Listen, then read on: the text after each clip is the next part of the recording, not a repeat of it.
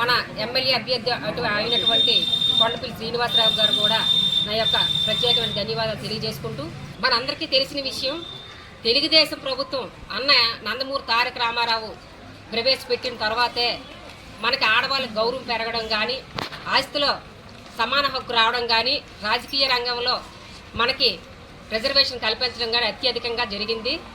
అంతేకాకుండా అదే బాటలో నడుస్తూ మన చంద్రబాబు నాయుడు గారు మహిళలకు అండగా ఉండాలి, మహిళ బాగుంటేనే ఇల్లు బాగుంటుంది, ఇల్లు బాగుంటేనే గ్రామం బాగుంటుంది, గ్రామం నుంచి మండలం, మండలం నుంచి జిల్లా, జిల్లా నుంచి రాష్ట్రం బాగుంటుంది ముఖ్య ఉద్దేశంతో ఈరోజు మహిళలకు అనేక పథకాలు ప్రవేశపెట్టడం జరిగింది.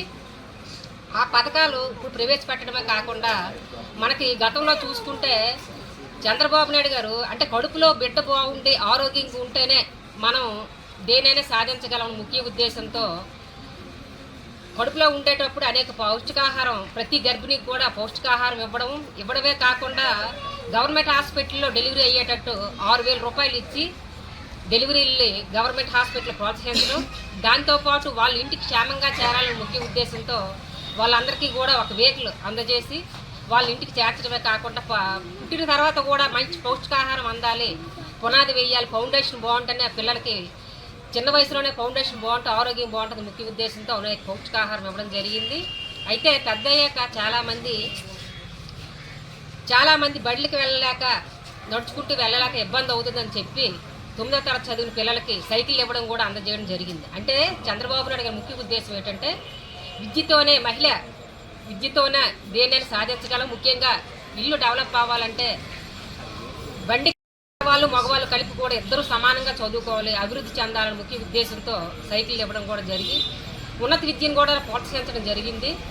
అదే కాకుండా మొట్టమొదట మన రాష్ట్రంలో, దేశంలో నాకు తెలిసినంత వరకు మన చంద్రబాబు నాయుడు మన రాష్ట్రంలో ప్రవేశపెట్టారు డ్వాక్రా సంఘాలని.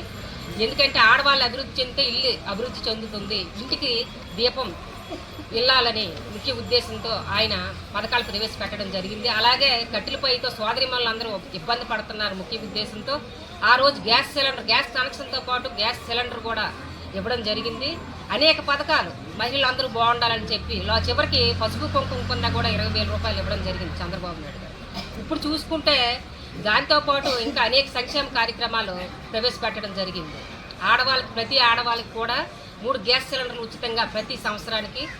అంతేకాకుండా 15,000 రూపాయలు 18 సంవత్సరాలు దాటి 59 సంవత్సరాల లోపు నిండిన ఆడవాళ్ళందరికీ 15,000 రూపాయలు ఇవ్వడం జరుగుతుంది. అలాగే ప్రతి విద్యార్థినికి కూడా 15,000 రూపాయలు ఇవ్వడం జరుగుతుంది. అంటే ఇన్ని పథకాలు మహిళల కోసం చంద్రబాబు నాయుడు గారు ఎందుకు ప్రవేశపెట్టడం జరిగిందంటే, ఈరోజు మహిళా సోదరి మనలందరూ ఎక్కడ ఆడవాళ్ళని గౌరవించి ఎక్కడ ప్రేమిస్తారో అక్కడే ఆ ఇల్లు అవనివ్వండి, రాష్ట్రం అవనివ్వండి, మన మొత్తానికి ఏది అవనివ్వండి బాగుండాలి అనుకుంటే స్త్రీలు ఎక్కడ గౌరవింపబడతారో అక్కడే మనకి సమాజం బాగుంటుంది ముఖ్య ఉద్దేశంతో ఇన్ని కార్యక్రమాలు చేపట్టడం జరుగుతుంది. ఈరోజు మన అభ్యర్థి అయినటువంటి కొండపల్లి శ్రీనివాసరావు గారు కూడా అదే బాటలో నడుస్తున్నారు. ఆయన ముఖ్య ఉద్దేశం ఒకటే శ్రీనివాసరావు గారికి, అక్క మీరు మహిళా దినోత్సవం గ్రాండ్గా జరుపుకోవాలి, భవిష్యత్తులో నేను వచ్చాక ఎమ్మెల్యే సీట్లో కూర్చున్న తర్వాత కూడా మహిళలందరికీ ఫస్ట్ ప్రాధాన్యత ఇవ్వడం జరుగుతుంది అని చెప్పడం జరిగింది.